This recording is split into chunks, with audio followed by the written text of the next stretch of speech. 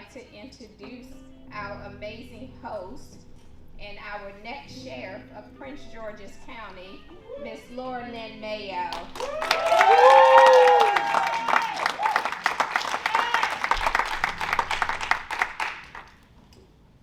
Hello, everyone. How y'all doing? Good. I am so excited. Don't y'all feel the energy in the room? Y'all, we're about to do some things that should have been done a long time ago. We are going to discuss some things that it should have been done years and years and years ago. But guess who's doing it? The Mayo 2022 campaign team. Good evening. For those that don't know, my name is Laura Lynn Mayo. I am your candidate for the office of Sheriff of Prince George's County. And this evening is our first town hall meeting. And it's very important to me because a lot of times when we're out in the community, I talk to people and they tell me their concerns. Mental health, de-escalation, our youth, resolution to everything that's going on in our community today. So instead of us talking about it, this team is about it. And we have brought some wonderful people this evening that's going to help enlighten you on these subjects. So we're going to get right into it. We won't be before you long, but this is an important conversation that we need. And at the end, we're going to have some Q&As. So we're going to give you guys the opportunity as well to speak, all right? So we're going to get started. Recently, in the Washington Post, I know some of you are aware that Chief Aziz and the County Executive Angela Alsobrooks, they are collaborating to launch a new program that addresses the increased crime concerning our county's youth. You may also be aware of the reported escalation and the elevation in police-involved shootings and the rise in mental health cases involving law enforcement and community members. The uptick to conflict with law enforcement is not only happening in Prince George's County, it is happening everywhere. But this is my county. This is the county that I need to make change for. Right. I can go to everybody else's town and do all that good stuff, but I'm not. I need to make sure our town, our county is safe right now. So I'm going to bridge the gap between our community and do what I need to do here in Prince George's County. However, our focus is on crime happening right now. Prince George's County community needs us. It needs you. It needs law enforcement. It needs the specialists that can help us in mental health and de-escalation. So this evening, our goal is to have a dialogue. I know some of you all came to talk to me, but it's not about me. It's about you. It's about your children. It's about your children's children. It's about our county. And so today's panelists will specialize in youth intervention, conflict resolution, training and de-escalation, and mental health affairs. We want to identify ways for the law enforcement community to implement new ideas and ways of policing into our current training programs, and how Prince George's County's residents can find information and where they can go for that information. So as your next candidate of Prince George's County as the next sheriff, I would like to expand my sheriff department and make sure that we bridge that gap. But how can I bridge it? How can I bridge that gap? By working with different community activists, police, jurisdictions, and the surrounding agencies so we can work together. So without further ado, I'm going to introduce our panelists. First we have Mr. Gerald Jordan. He is the founder and executive director of Jacob's Ladder Youth Foundation. Tell us a little bit about yourself. Thank you. First of all, good evening. It's a pleasure being here. Again, Gerald Jordan from the Jacob's Ladder Youth Foundation. And it's a pleasure, again, to be here with you all this evening. It's good to see a lot of familiar faces join us this evening. I'm the founder and executive director of Jacob's Ladder Youth Foundation, and our mission is to reduce the number of juveniles entering and returning to the juvenile justice system. We're a nonprofit, we're a grassroots organization. We faithfully serve our community, okay? All of our programs within our organization really focuses on character building, life skills, and developing workforce skills for successful futures, all right? We do a lot in the county, down at the Cheltenham Youth Detention Center. and also in the DC Youth Detention Center with reentry, and also with the Maryland Department of Juvenile Services with our diversion sessions for the young folks that may have been introduced to the juvenile justice system. But we want to make sure that we take care of any kind of, behavior patterns that's destructive, and before they become adults and before they become a criminal arrest. So we want to make sure that we're taking care of those at the levels that they are currently. Okay. So again, it's a pleasure being with you all this evening. So I thank you again. All right, let's give them a hand. Next, we have Dr. Megan Price. She is the founder and director of training of the Center of Applied Insight Conflict Resolution. Megan. Thank you so much. Great to be here. I really appreciate being on this stage with all of these people and with you. My name is Dr. Megan Price. I direct the Center for Applied Insight Conflict Resolution in DC. And our main focus is on insight policing, which is a training skill set for officers that focuses on conflict resolution. So we train officers how to recognize conflict in their interactions with the public and really get to the root of what is motivating particular behaviors. And when officers can do that, they can understand the conflict, they can de-escalate it, and they can really figure out ways to problem solve effectively, which is what we all want. So. All right, Megan, give her a hand. Next, we have Mike Delaney. I know he doesn't look his age, but he is a retired homicide detective with 30 years of law enforcement experience in Prince George's County. Mike? I appreciate you saying those nice words there. Good evening, guys. My name is Mike Delaney. Like Laura Lynn said, I'm a 30-year law enforcement veteran, and with 20 plus years with the Prince George's County Police Department. And my main areas of focus were investigating homicides and police-involved shootings and other major crimes. I'm also a insight policing co-instructor with Megan, and like she was saying, it's conflict resolution for law enforcement, which is vital right now. It's very important. I'm also a trainer with the Maryland Police and Corrections Training Commission, which is the governing body for all officers in the state of Maryland to maintain and obtain their police certification. And last but certainly not least, I serve as the vice chairperson on the board for the Jacob's Ladder Youth Foundation. Like Gerald was saying, where we specialize in trying to keep juveniles out of the criminal justice system, from re-entering and from entering. Not just the ones that were in trouble. We try to keep youth from getting into trouble. So, but thank you. It's a pleasure to be here. This is very important. This is an important topic here. Thank you. Thank you, Mike. And last but not least, we have Diane Jefferson. She works with Heart to Hand, a community-based public health organization. Diane. Thank you for having me on your panel. It is a very important topic. My name is Diane Jefferson. I am the Psychosocial Support Harm Reduction Program Manager at Heart to Hand in Largo, Maryland.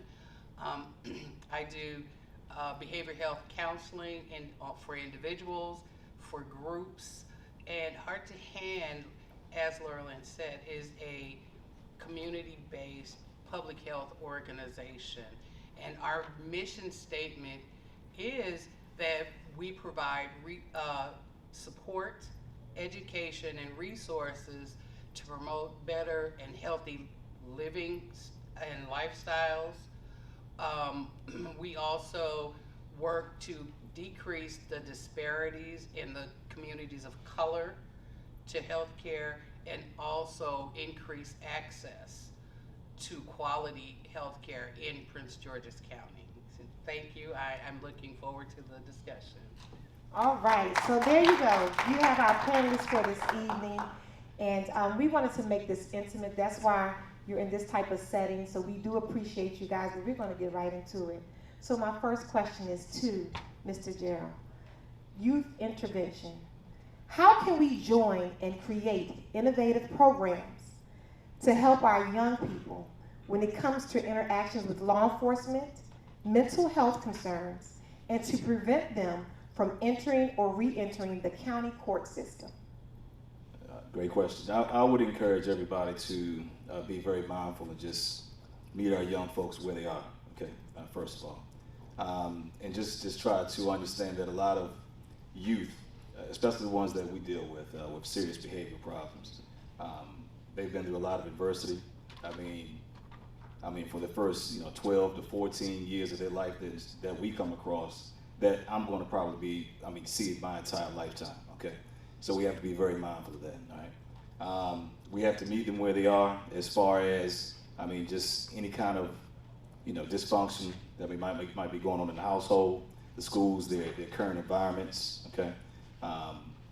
These days, the social influences, the peer pressures are tremendous, especially when you have social media that we didn't have when we were growing up. So this social media thing is for real and has a lot of influence on our youth, okay? So we have to be very mindful. Whenever we talk to them, they always, they want hope, all right? They always, talk to us about just being hopeless, all right? And just when you get to that point in life, you don't live for tomorrow, you're living for today, you're living for right now, okay? So their futures are not in mind, okay? So we have to, again, when I keep saying meet them where they are, we have to understand that, all right? We have to constantly encourage them, okay? A little encouragement goes a long way, not just for a young child, but for us, okay? We need that encouragement, we need support, we need influence, we need somebody to really, have us at certain times of our life, okay? And then they also always talk about, and I don't go anywhere, first of all, without Diane Jefferson, all right? And my guy, Mike Delaney, they're going to the youth facilities with us, okay? Because Diane can talk to them about a lot of social ills that affect our community, okay? All right? So no matter what it is, from domestic violence, drugs, mental health, Diane's the one, okay? So when she goes down, she's very interactive, she's very engaging, and they really have a great conversation, all right? When Mike goes down, he talks to them a lot about deconflicting, okay? A lot of skills that he's acquired with Insight Policing, he's applying with those young folks. And they really do, tend to see where he's coming from, and, they try to have those same de-escalation skills when it comes down to them being out, with their friends in their neighborhoods, and when it comes down to law enforcement, because we talk about that as well. So again, my main point is meet them where they are, hear from them. These days I do less talking and more listening, because we need to know what they need, okay, what their wants are, so we can try to help them out. I'm old school, so they don't want to hear from me. I'm going to try to give them some old techniques that might not be working these days. So that's what I would encourage. Okay, thank you so very much. You said some key points: meeting them where they are, hope, and to listen to them. I know even with me growing up, we had a whole village. The whole neighborhood watched out for each other. If your neighbors cut up, the neighbors would get you. They would call your parents when you got home. It was everyone looking out for each other. But meeting us where we are now is not what you're saying, because a lot of times neighbors ignore or they close the door. They don't want to be bothered. But it's important as a man, you being a man, saying meeting the young people where they are, that's so important to me, because I think a lot of young men need examples like you and Mike being in their lives, and so meeting them where they are is very, very important. Can you guys talk a little bit about that?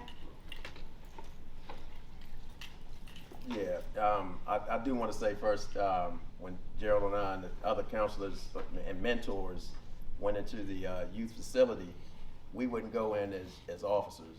We would dress down, because the reality is right now the relationship between young folks and police is not good. It's not where it should be, as well as the relationship within the community and the police department.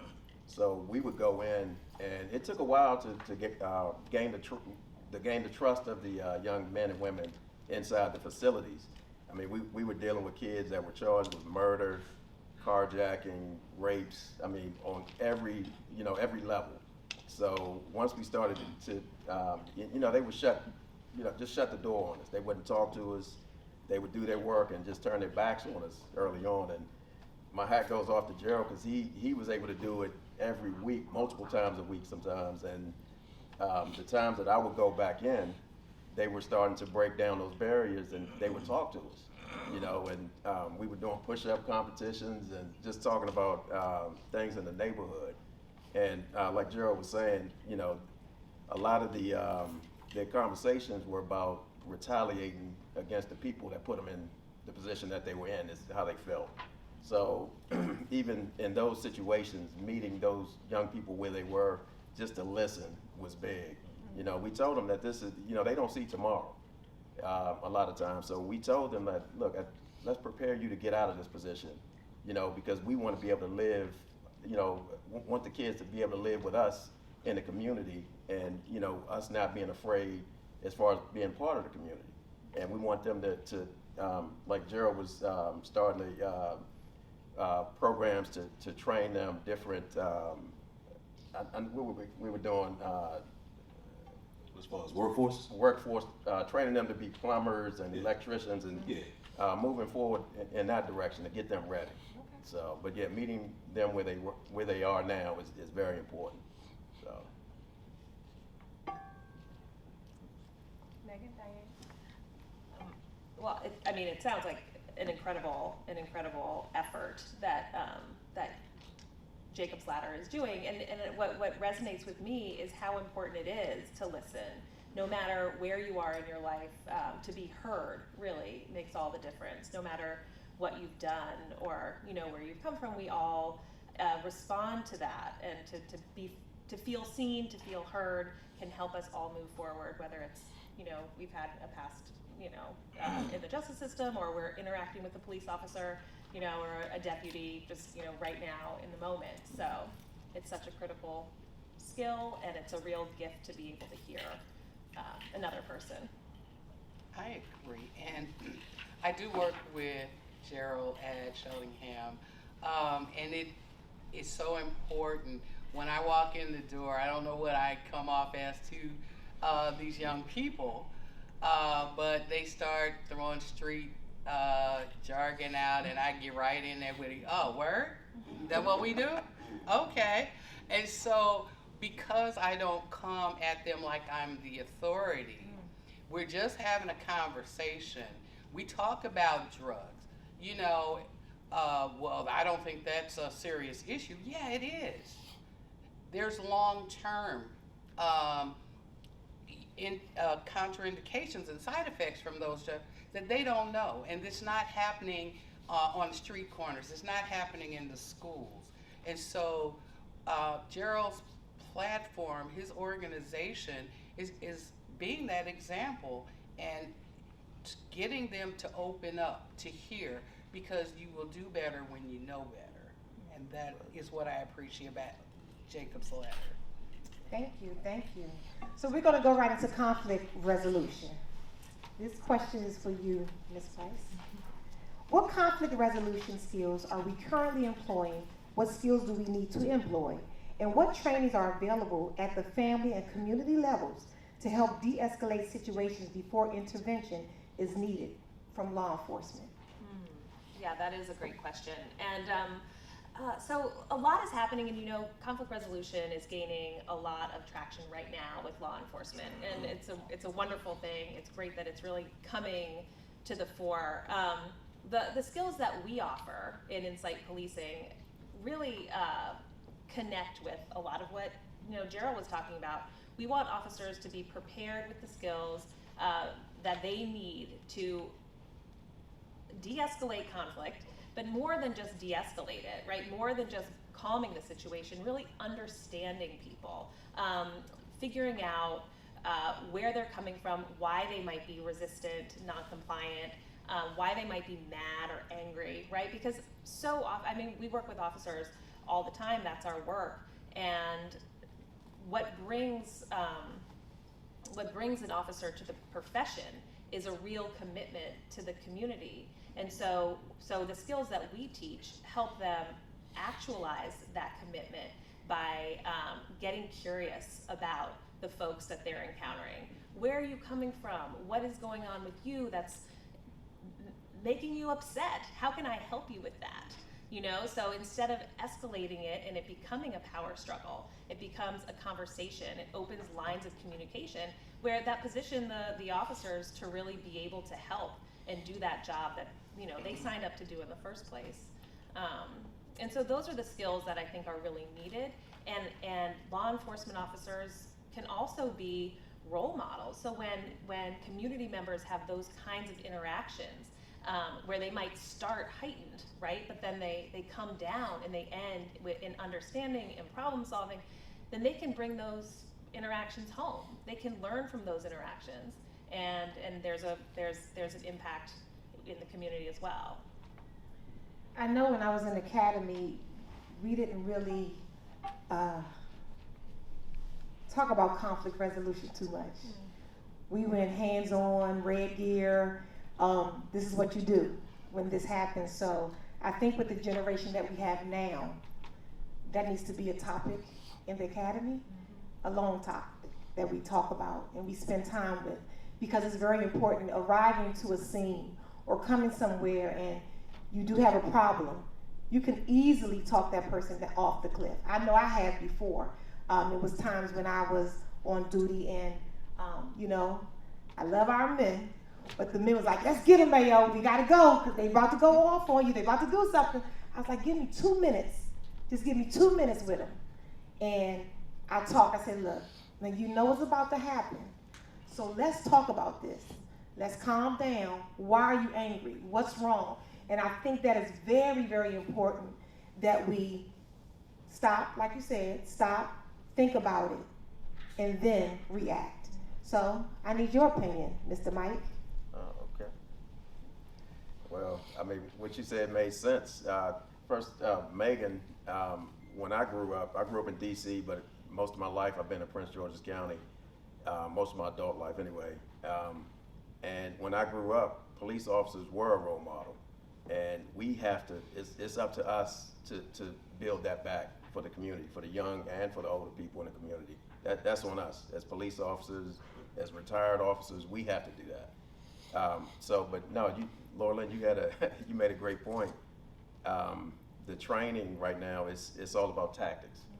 And I know, listen, we don't live in a perfect world. We all know that. We watch the news, we see what's going on. What we need to do is we need to bring that communication, that conflict resolution and de-escalation skills up to the level of the tactical training. That's what we need to do. We train with handguns and defensive tactics and handcuff techniques. We need to communicate. And once we start to do that, every situation does not have to end in an arrest. And that's what we need these officers to understand this. And we need the community to understand it too.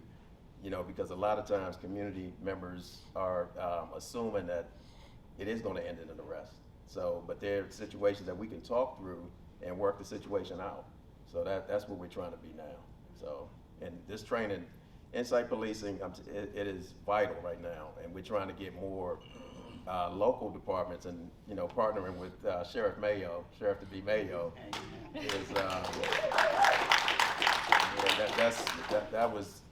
that's why this was a no-brainer to sit here and do this town hall, because we have, my family's in this community, I'm in the community, and you guys are in the community. And we want every interaction to be as safe as possible for everybody, not just the police, not just the community, but for everyone. And I believe with the community, if we can go into the community at their meetings too, we could talk to them about conflict resolution. So sometimes they may not even have to call 911. They can come out their own house and say, hey, look, this is this. We can train. We need to not stop at the police officers. We need to train the whole community on how to stop and have a solution of conflict resolution. Do y'all agree? Yes. All right. So we're going to move forward with Mr. Mike. Officer de-escalation, something that has been a hot topic for a while. What is officer de-escalation? Well, it's conflict resolution.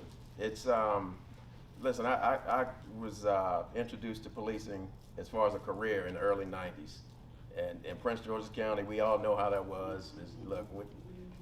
It was, right. We were trained pretty much, we call it the ATM system. We're going to ask you, we're going to tell you, then we're going to make you. All right, and that's how it was, and that's how we were out of the academy, and that's how they expected you to be on the streets. That's not working, period. That's not working. What we need to do is, like I just said earlier, we need to focus our attention on that conflict resolution and de-escalating techniques. And listening is a big part of that. Gerald mentioned that before, going into these facilities and listening. You know, a lot of times people aren't being heard at home, and you know, as officers, we have to understand when someone calls 911, that means that they're in some kind of emergency for themselves. All right. An officer, I remember, and I know we're going to get into this a little later, but officers go from call to call. So I might be responding to a death investigation, a baby may have passed away, and then I go to a call for a stolen bicycle. As officers, we have to understand that that stolen bicycle is important to the community member. You know, and it's we have a long way to go. We have a very long way to go, and the insight policing training is also de-escalation, but it's given officers the tools that they need to deal with pretty much any kind of problem. I mean, you know, we even train the officers that are engaged in situations where they have to draw their weapons to communicate, you know, once it's safe to do so. It's, you know, communication, it's important, it's vital. You know, you don't have to feel the need to go hands-on in every situation, and that's what we're trying to do. And once we start to do that, we'll start to develop those relationships in the community that we once had. So. I agree. While in the academy, you know, we learn a lot of times how to, you know, do everything from A through Z, but when you step out of that academy and now you're really on the streets, that's when the work begins. But the training still needs to be there because, you know, as coming fresh out of the academy, oh, we got lights, we got guns, let's go. You know, you're excited, but I think it's very important that we stay on this de-escalation subject, even when we're doing in-service training. We have to revisit it. We shouldn't stop once the academy is over. We should train all year through it because every situation is things that happen every year. Something new from, you know, we're learning that this happened in one state or this happened in another state. So we have to always continue to train. And I think that's very important. Gerald, what do you think? Absolutely, it's important. As you said earlier, stop, think about it, how to react. That was perfect. This is de-escalation. Okay. Stop, think about it, how to react. That's what we talk when we go down to the facilities about consequences. Okay. Always think about your consequences. There's positive, negative consequences. Stop, think about it, how you're going to react. These days, because of, again, social media, huge influence. You know, if one group goes around and does something to another neighborhood, okay, that they think they have to retaliate. They got to go right back around that other neighborhood and just do whatever they need to do. Okay, stop, think about it, how to react.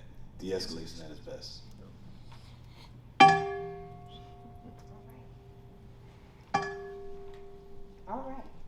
All right, mental health. We know we could talk about this for weeks and weeks and weeks and weeks and weeks, but I do have a question for you. Okay. What is or should be the expectation of the community and or law enforcement when encountering an individual exhibiting or having a mental health challenge? Good. That is an absolutely good question. So when you're looking at or in a situation where there's a mental health crisis, you have to understand whoever's coming up on that scene, you have to be aware that you're in danger as well. When crisis happens, the logical part of the brain is not working. They're going straight on adrenaline and emotions. They become very strong and very aggressive. So how you approach that situation, community member or law enforcement, is what's your tone when you come to them? Are you coming very authoritarian, or are you saying, hey, what's happening here? Try to bring their tone down, their energy down, because that also helps in de-escalation. For the community and for the officers, we have to understand that we all come to the table with some kind of trauma. And it looks different for every single individual. And it is not just happening in the community. The officers also are traumatized daily. You're on site and there's a death. And then there's a bicycle stolen. and then someone is acting out in the community and nobody knows what happened, there's no time for them to de-escalate. They go from situation to situation. So they're running on adrenaline. So it's important that as a part of training, we talk about what that looks like. How do I approach that person where it's not menacing to them and I walk away safe as well? Gerald? She's the mental health expert. When it comes down to it, I think we're all, somehow affected, especially everything that's going on these days when it comes down to anxiety or just any kind of mental health issues. That's one thing we just want to make sure that the young folks are aware of, just making sure they're taking care of themselves, mentally as well. And Diane does a great job just to, let them know just some signs they might want to look at, okay, what to pay attention to. And also, she also encourages them just to make sure they seek any kind of help that they need. Speaking on mental health, I got a phone call en route here. A young lady called me and said, Miss Mayo, my family's rushing over to my cousin's house. We just had a death in the family, but the person hung themselves, a young person. They had some mental health issues, but they never spoke about it. And the young lady said, we didn't know where to go. We didn't know what kind of help to get. And I know resources like this is out there, but how can we get out more in the community so that we as individuals that do have people that call me like that, where can they go? Who do they need to talk to? So first of all, what needs to happen in the community, and especially communities of color, we have mental health concerns, and so we have to acknowledge that that's what's happening, and it's okay to reach out, because today I just might not be okay. And it will build and build and build, and it could be something as minute as, for me, they drank my Pepsi. And that's causing a problem for me, and so it shows up as the irritation, it might be laced with a few words, but so you have to understand that. You don't know what brought that person to that, but we got to talk about it. We can't continue to ignore it like it doesn't happen. It happens for us as well. We tend to have more generational stress put upon us. We don't even realize that it's happening, but way back when the slaves, they were traumatized. And guess what? They keep passing it down. We don't recognize that that's what's happening to us as well. The trauma is there. We absolutely respond to that as if the slave master was coming after us. So when you see the police officers show up, these are the overseers. These slave masters, okay? In our mind, that's what it looks like. And so we become defensive. And so how I would approach someone, either in my office or in the community, I get very passive. Hey, so how are you? What happened? What's going on? That's important to be able, for you to be calm when someone else is at a heightened state.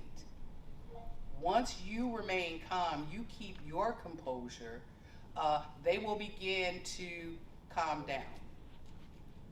The logical side of the brain begins to work, and they can tell you what is happening. And it is very, very important that we always hear what they're saying. Let's not assume that we know, because we don't know everything. So we have to listen. Community members, you need to reach out. Does the police departments have public relations liaison? Get to know them. Reach out to them. If they don't call you, go see them. Have community meetings within your own individual communities where you can talk about it. You know what's happening in your community. What do you want to see happen? So it's important that the conversation starts. I work for Heart to Hand. I do behavioral health. Call me. I will sit with you. I will walk you through. I will show you different methods to calm that situation that you can use for yourself, for your family members, your neighbors, and trust and believe. You come with those interventions, you can even calm that officer down. Mental health is so big. I know we talk a lot about the victims on the 911 calls, but what about the officers? Like you said, we see what goes on every day, from the jail to the streets, but officers, I've known some that had to have mental health breaks because of what they see. A life of an officer, I grew up with a dad that was a sergeant, and some of the things he used to say, I was like, whoa, it's deep. But I had a mom that was the nurturer that walked us all through this whole life of being a police officer. So to you two, Gerald and Mike, as mental health is related to being a police officer, how can you have clarity on that? Because officers go through so much. It's not only about the victim of the crime, but the officers. How can we encourage our officers as well? That's a great point. I want to stress that as well.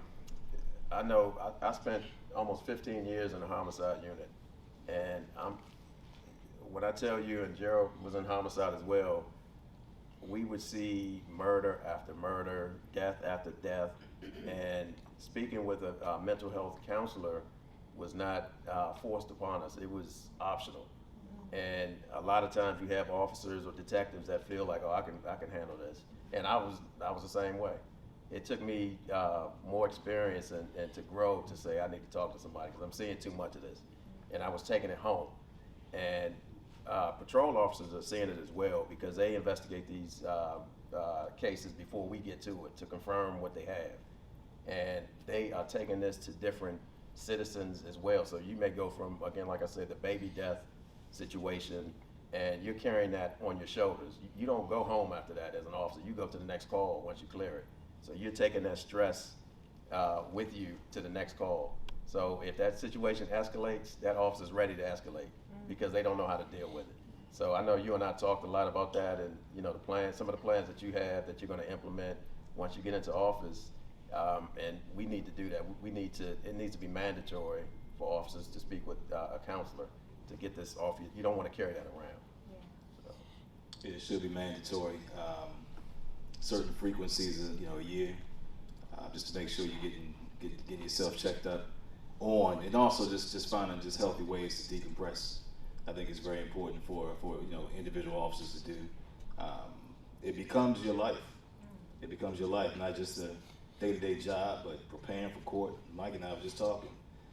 Going to court, testifying. Shifts. You still have your family. You still have responsibility, household. So you have to find personal ways to decompress. You have to know your triggers. That's one thing that everybody needs to understand is what their triggers are. So once you understand what your triggers are, and then you can just put it all together. But there should be some frequencies that you attend some sessions to make sure you get your mental health checked up on. Yeah, and I agree, especially also with deputies.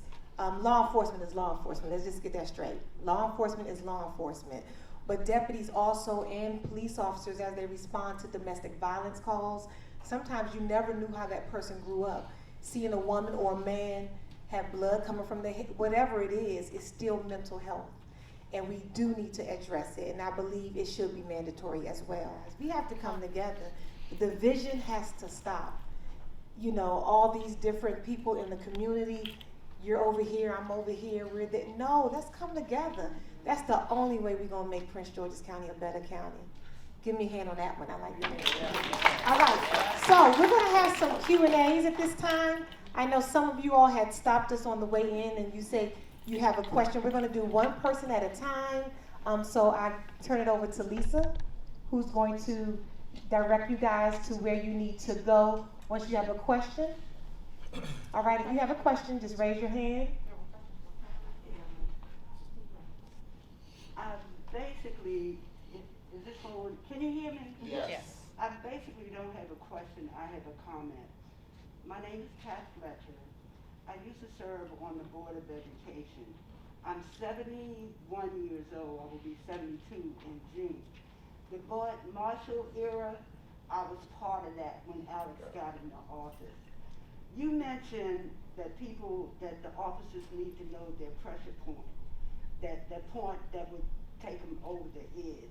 It goes back to what Sheriff Mayo was saying in terms of training.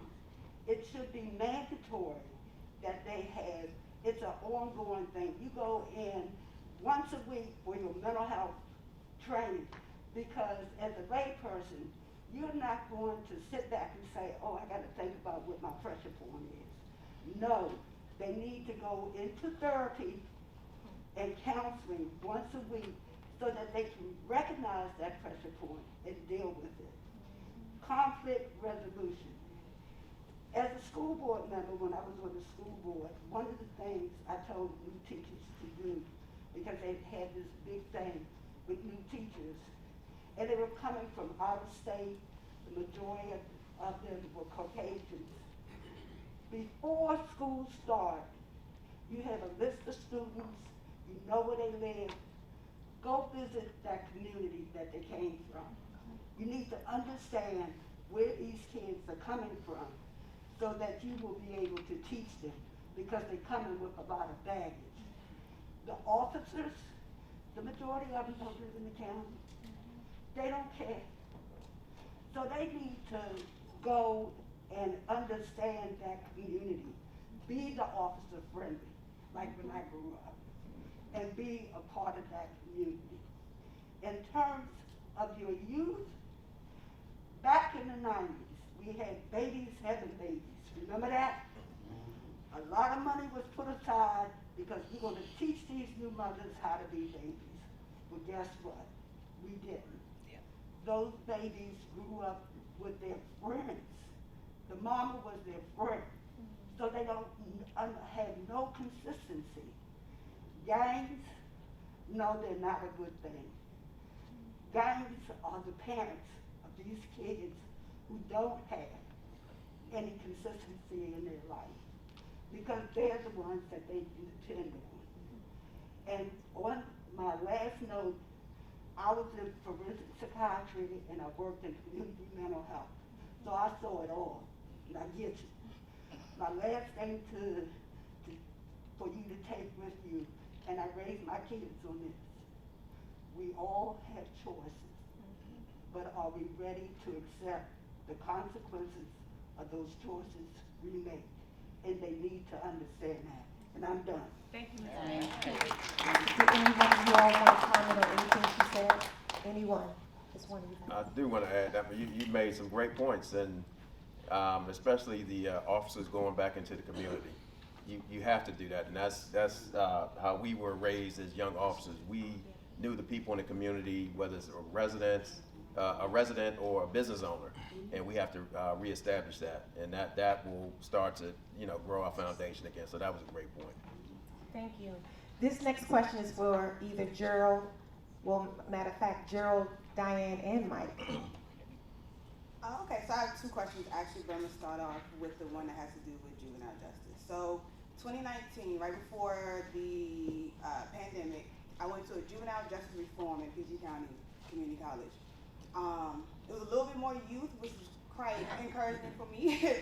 And there was this one guy, his story stuck with me. His mom was sick, she was there, he was selling drugs, got caught, you know the story. But he said he never heard of a mentor until he went to North Carolina. He said he never heard the word, he never had one. He was ignorant to it. It was so confirmation for me because I used to teach the youth at my church. In 2018, I asked them what's a mentor. They couldn't answer me. I do speaking engagement in high school, and so I would ask them, what is a mentor? They'd look at me and say, I don't know what that is. Do you not know the word? Or you never experienced it? And they act like they just don't know the word. And so dealing in juvenile justice for do you experience that as well? And also as a community, because I'm born and raised PG County, went to Potomac High School. Potomac High School. And I saw a lot from young men and women, but definitely from a lot of young men. And there was no father figure, there was no mentorship, and so they acted the way they acted in order to get what they wanted to get. And so how can we as a community implement mentorship for our youth? I mean, we can build an MGM, we can have facilities for our youth as well. Great question. I would say as far as the mentors, I think everything's about exposure. So a lot of times if those young folks weren't exposed to anything, much positive in life, they didn't see the positive mentors. That's what we want, the positive mentors. So the exposure is key, okay? We must maintain that. And also encourage young folks. I encourage all young folks to get into some programs. Jacob's Ladder Youth Foundation. I mean, there's several programs out in the community that they can be involved in. I mean, so they can go out and serve and do volunteer work. That way they'll be, always around positive mentors, okay? And when they serve, that's how you open up your heart, okay? And just one thing about us, we always tell, when you serve, that's when you understand and identify your passion, okay? And that passion is your purpose in life, okay? So that way they always understand what their lane is in life, all right? So that's all about mentorship, just making sure that they understand where their passions and their purposes are in life. So just to kind of piggyback off that as well, from my experience also with a lot of programs, they're not relatable to our youth. And so no matter the bridge that you're building, nobody's going to walk across it if I don't feel as though there's a relatability or connection there. And so with these programs, is there a relatability for the youth that we have of today? Absolutely. I know of several programs that's, extremely relatable, but the youth and the community and the families have to give it a try, okay? And not just look at everything so critical. Not coming to one Jacob's Ladder Youth Foundation session and say, nah, that's not for me. We might not have been talking about that one topic that might be on that child's mind that day, okay? But as we get to to know each other, okay, figure out what the needs are, we can kind of tweak and tailor what's needed as far as trying to make sure that one child gets touched properly. All right. So there's a lot of programs out here. All right. And a lot of them are extremely relatable, but we have to continue to give it a try. So when it comes, so this is my last question as well, but this has to do with mental health. So I'm a very big passion person when it comes to suicide amongst our youth. I know that it's the third leading cause of death in PG County, or Maryland specifically. It's the second leading cause of death between ages 10 and 24 in the whole United States of America. And so it's a big issue. But I'm also noticing that, especially during this pandemic, our psychologists and our counselors are booked to a T. And so, going to therapy is important, but if you can't get an appointment, then how can I get the help that I need? And so as a community or educational system, because I also believe that the mind should be taught in schools. Just learning about your brain, just learning about your body and how stress, affects your body, affects headaches and things of that nature is important.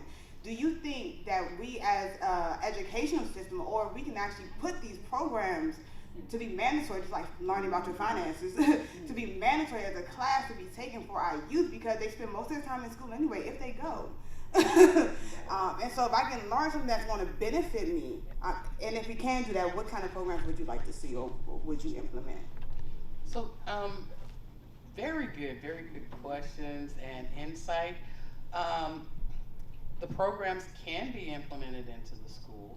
I don't think for social workers and therapists that we don't want to be there, but sometimes we deal with the bureaucracy of the school district. So, but even with that, there's a workaround. For me, I design support groups all across the board. And call me, hey, I'm looking for this kind of service. We'll talk about it. Again, in our communities of color, we need to get back to that village mentality. We took care of each other. And so we have to be the ones that do that. Just think for you adults, if you walk in and it's like, I'm really now going to go have therapy, and you walk into that therapist's office and they don't look anything like you, how willing are you to talk?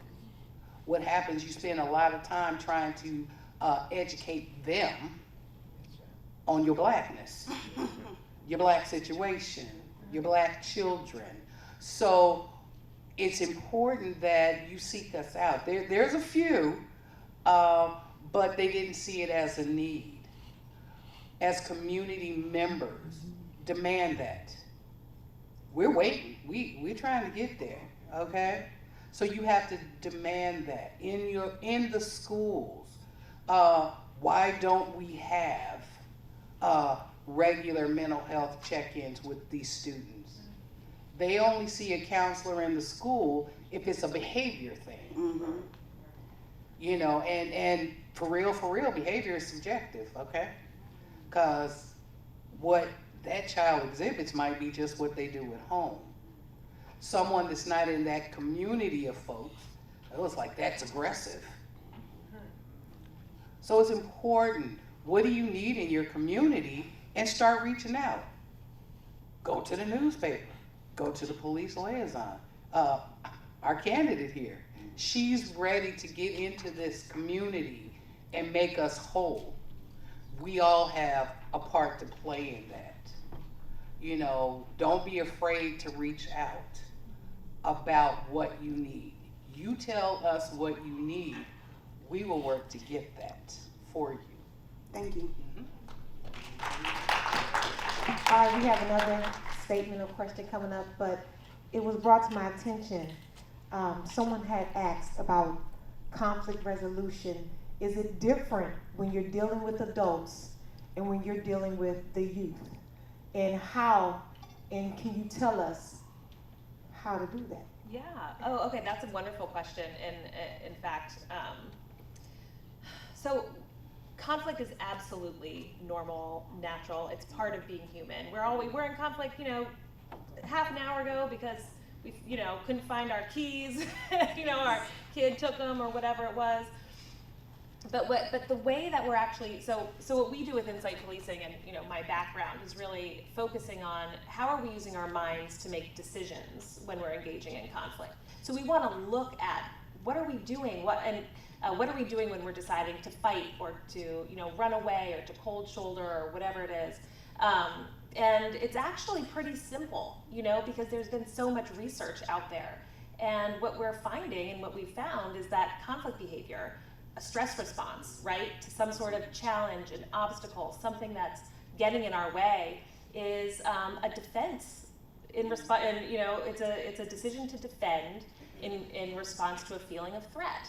And so that threat is, you know, losing something important to us or not getting what we need, whatever it is. And it's the same for young people and for adults. It's the same process. And what we need to do in the face of conflict is get curious, is to understand what's the threat, what's the concern, what's the problem, what's the worry, what aren't you getting that you need, and why is that hard right now, right? And why that defense? So how is fighting or arguing or running away, you know, how's that going to help? And is it going to help, or what other options are there, right? And it really starts with asking questions and listening and hearing, right? Because when we start to think about those questions, then that adrenaline and the cortisol starts to flow away, and we start to re-engage our own critical thinking.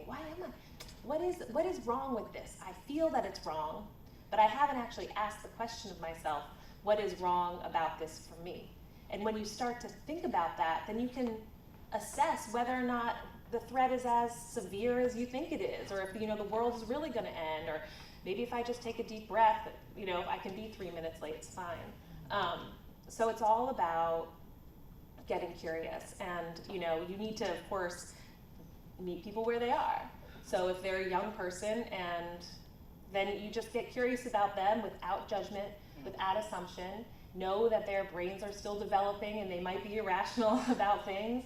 And when they're grown up, it's the same. The pattern is the same, and the strategy of getting curious, listening, understanding, and communicating can really, really work to open up new possibilities for interacting. for solving the problem. So that's where I sit there. Yeah. Yeah, I just want to add, I mean, you pretty much covered everything there, Megan, but so we also train dispatchers and civilians in the police department as well, because, you know, the call takers, the 911 call takers, they're the ones that dispatch the calls. So, you know, everyone is, I think the young lady was asking earlier, everybody needs this. I mean, the teachers, the administrators, everyone can use that. You know, and Megan, I know we're not going into every topic of the training, but you know, the threat is not just that physical threat that police often, that we train in. That, you know, they're preparing us for that, the tactical response to threat. You know, so it's different forms of threat that we look at. And what is different about insight policing, because I've trained with the Maryland Commission that I talked about earlier. I've trained conflict resolution with them, and insight policing is by far head and shoulders above that, because Megan teaches the theory of how your mind reacts and thinks under stress. Someone mentioned that adrenaline gets to go, and if the officers are not equipped with the tools to deal with that, to recognize that, and to effectively engage in that situation without going tit for tat and escalating that situation, then we're going to continue to see these YouTube videos and situations on the news where they're bad police encounters, right? So that's all the points you made were great, and it's for everybody. You know, it's for everybody. And I noticed one thing, and I'm gonna come to you up next, but I noticed with our young African American men, a lot of times growing up, you heard men don't cry, we don't cry, and so they keep that all inside until they get older. And then you have situations where they explode. Can someone speak about that? I'm quite sure I'm not the only one that heard that. I love that one, thank you. I normally work with men, and they do come into treatment facilities when I work with them, or into therapy, and they just gotta be hard. Men don't cry, and so my answer to those men, it was like, if God didn't want you to cry, I promise you, you would not have tear ducts. They're there for a purpose. Society has indoctrinated our men that they're aggressive. That's being a man. And also, there is a spectrum of emotions: frustration, anger, sadness, happiness, joy. If I were to sit with each one of you, could you describe what that is? Can you do that? And so, if you don't know what that looks like for you, how can you tell that officer that is there to help you what's happening? You gotta know and spend some time understanding you. What is happening? For our youth, exactly like you said, we got babies raising babies. The brain does not mature until 25. So you have 14, 15-year-olds having babies. What do they know? So they don't have the skills to give to that child. The child grows up lacking those skills. And so they gotta survive. So they gonna sell dope. They're gonna be women and men on the stroll trying to make that money, which brings law enforcement into the picture. They just trying to survive. So they're already defensive. They're already hostile. Law enforcement is trained to take out the situation. So it's not good for anyone. But it's never going to change if we don't have these conversations in our homes, in our neighborhoods. I'm telling you, you have the power to change what is happening in your community. You just, I recommend a book to my clients. It's called Do It Scared. That's how you go about it. Do it scared. You tell that one person, they was like, hey, that sounds pretty good. I'm gonna tell somebody else. And then the community comes together. So please do that. Thank you, thank you.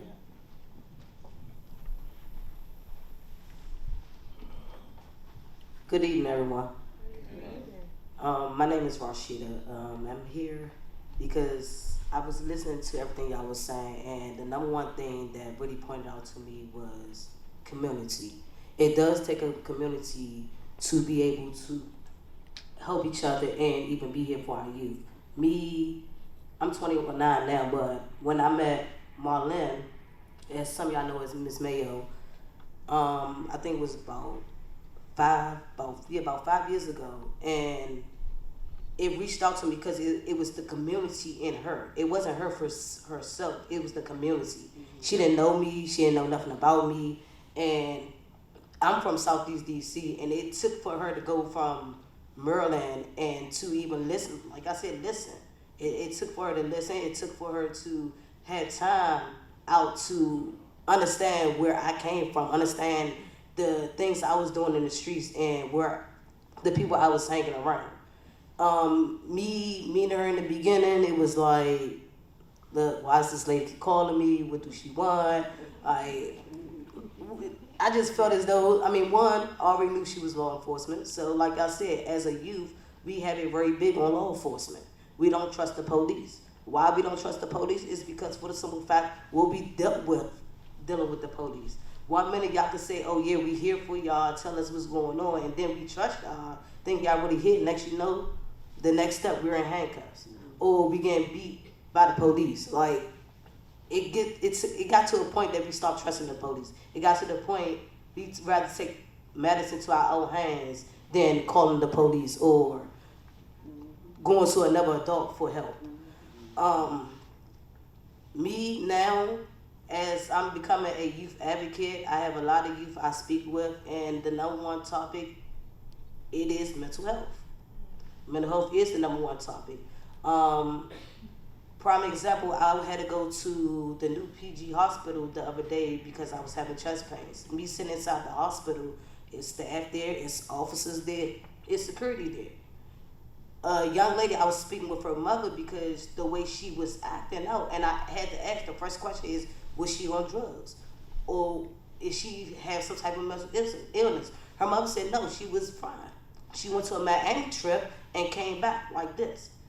The hospital sit there and watch this young lady go off, throwing things on her mother, throwing water at people, everything. No one decided, everybody thought it was a joke. Instead of looking at, okay, something is seriously wrong with her, something is mental with her, and let's help her out. Us as a community, us as black people, we gotta come together. We really have to. We have to come together and help each other out by all means necessary. That's all I have to say. I didn't know I got on your nerves the first year. Yes, and that is true, true story. I had to come out of my comfort zone, and I had to go into her neighborhood. And I didn't only grab her, but I grabbed those that were around them. And the kids, you should see them. They just want somebody to talk to. Most of the time, they just want someone to talk to. Some of them don't have mothers, they don't have fathers, but just me coming and just rubbing their back, I know you can't touch them now, but just saying, baby, it's gonna be all right. We're gonna get through this together. And some of them even asked me to pray, and I was like, okay, in the middle of the street, let's go. So it's about the community, it's about us not being afraid, because as officers, you all know, sometimes officers are afraid to go in certain neighborhoods, right? You're afraid to go in certain neighborhoods and you don't know what to do or how to react to that. So that's when the training comes in, and that's when your experience. And I believe that we need to echo the vision. We need to help each other out. But you all are like a puzzle. Each one of you all are needed to be completed. And I think with this conversation and with you all here in the audience, I believe that us working together as a community, coming together, I think is very, very important. And I just want, any more questions? Wait, really quick before we end. Any more questions?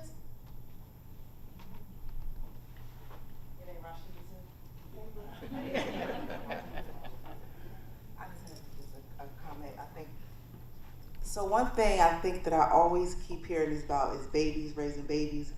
But when you look at like generations from long ago, we've always had 14-year-olds and 15-year-olds that had kids. My grandmother had my mom at 17, and I think it's more so the time that we're living in now, and I think that's where we need to attack versus the babies versus baby thing. Because at the end of the day, I think that where we are now is just based on this moment in time, and we have to learn how to live in this moment because this is our new reality. So that's all. I just wanted to respond to her. Yes, you know, when I was growing up, there were young people that were having kids, but we had a base. We had that foundation because we had the black family. We had that village. We had those neighbors who would help us with that. We don't have that now. And the other young lady who was talking about mental health, like I said, I worked in mental health. I worked in DC and community mental health. We were actually housed in the school. The students, teachers were trained by us to recognize issues, and even kids were even passing the word, hey, you can go over there to Miss Fletcher's office and talk, and they were referring one another. When I got on the school board, I discovered that the Prince George's County school system had 85 psychologists, but none of them were in the schools. They were all in the office. Well, we later found out they weren't in the office. They were doing their private practice on school time. But nobody wanted to go into the schools. The health department has a huge mental health department, but they want them to come in there. They need to get out of that desk, out of that office, and get into the school and into the community and provide that service. And one other quick thing. Black Rage by Graham Carr. You need to read it. There were two black psychologists. And there's a normal paranoia that black folks had, and that lady just spoke on it. We don't trust the police. And that is not abnormal.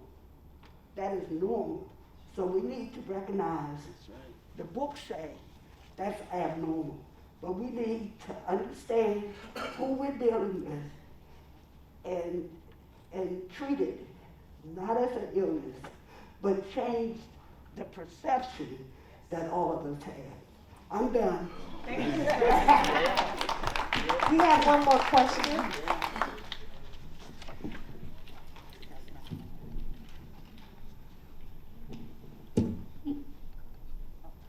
So I just wanted to make a statement as we close. I've known Laura Lynn for many, many years, and I think what the pandemic has taught us is that we've had to be creative and we've had to be innovative. And so we've talked a lot about meet these youth and young adult where they are. We've talked a lot about getting out in the community. In the community, Prince George's County, Irv, how big is Prince George's County? 500 square miles. 500 square miles, that's huge, right? So how else are we being creative? How are we meeting our students? Are we doing 30-second TikToks saying, hey, you can do this with mental health?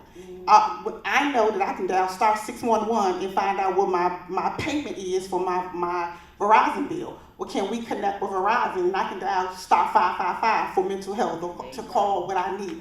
I was just having a conversation with someone today to what Rashida said earlier about we call the police for everything, and we had a man in the middle of the street yelling and screaming, why am I doing this? Why? And the police, 30 of them out there, and didn't know what to do in that space. And so when we meet our students, it's about, the pandemic taught us how to be innovative, right? We couldn't go into the church building. We couldn't go into the school. And so we had to figure out how to meet the need. And so I'm so excited to work with Laura Lynn because she's creative. She's innovative. She's open. And so how are we going to be? And we got to do it quick. We can't have speeches and conversations and behind the door, but in the closet conversations or pulling students out of a classroom. People don't want to be embarrassed. But if you meet them where they are and do a 30-second TikTok, you can make impact in the community. So I'm looking forward to what Sheriff Laura Lynn Mayo is going to do in the community. All right, we have no more questions. I will be bringing Mr. Reed to. Yeah. Good evening, everyone. I might start singing, y'all, because I love Laura Lynn. I get excited every time I'm around her. Lately I have had the strangest feeling. When I woke this morning, I realized that the people here in Prince George's County are very proud of Laura Lynn. That's it, y'all. All right. But I do want, whenever I'm in a room with you know, because I've been in politics for a long time, I want to recognize people that have really laid the groundwork. And I'm going to start with Pat Fletcher. Y'all heard her. But Pat has been fighting for years. When this county was white, and there were just a few of us here, people were getting beat up, getting done all of that. She was in the trenches. And I wanted to introduce Pat Fletcher, one of our school board members. I'd also like to announce Alexis Solis. Alexis, stand up, Alexis. Alexis is running for the House of Delegates in the 24th Legislative District. And I can tell you, one of the reasons she is running is because of mental health. And I'm not going to put her business out there and all of that, but I can just tell you with her moms and all of that and some other things, she is very passionate about this subject. And so I did want to introduce her as well. And like I said, the 24th. We also had Ernest Canales. He was here earlier, and Ernest is on the Central Committee, and he is running for County Council in the 9th Councilmanic District, and so he was here as well. So I did want to mention him also. And that said, again, I'll never, leave an opportunity without, because I love Laura Lynn. We are staying on the corners, y'all, every Tuesday and Thursday in the morning. Y'all gonna come out there with us just from 7 to 8.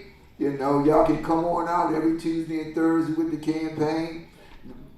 Her father-in-law right there, he's out there with us screaming and yelling and acting like a crazy man. We're all out there acting crazy. So come on out. The other thing too, y'all, I just want y'all to know, like a lot of candidates in this county has changed. Let me be clear. When Pat was here, it was not only, it went from all white, even to blacks working with whites, and she that was back there taking the heat, and I praise people like her every time in the room with her, Tommy Broadwater, those folks, the Wayne Currys, that opened the doors. And we have a lot of folk now in this county, especially young folk, that are doing it. They're working and doing their thing. And they're not a part of the establishment, and we're not a part of the establishment. Yeah, and we don't need to be. But one thing I do want y'all to know too, please go to our website. Campaigns cost money. If you can give $1, you can give $5, you can give, those of you who are mad that you can only give $6 grand, we'll take that 6 as well. So, but whatever you gotta do, just remember that, go to our website, which is Mayo 2022. Yeah, we can use your help, use your support. You can go back. Our treasurers are back there. Woo! Those are the friendliest people on the planet, y'all. They're going to make y'all feel good about whatever y'all do. But again, thank y'all for coming out. This is a real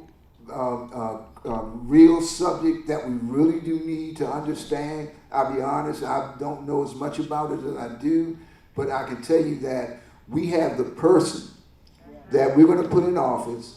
And later on this year, we're going to say 2 words that we've never been able to say in this county. All right. And those 2 words are Madam Sheriff. Laura Lynn. Thank you, Mr. Reed. Thank you, our campaign advisor. I just want to say how happy I am to have so many here today. I want to acknowledge my team. If you all can just stand and y'all give my team, Mayo 2022 team, all my volunteers, everybody stand up. Wave your hands, do something. My brothers are over there.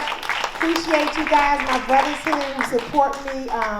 And we have law enforcement here. We have so many of you all in here, and I thank you.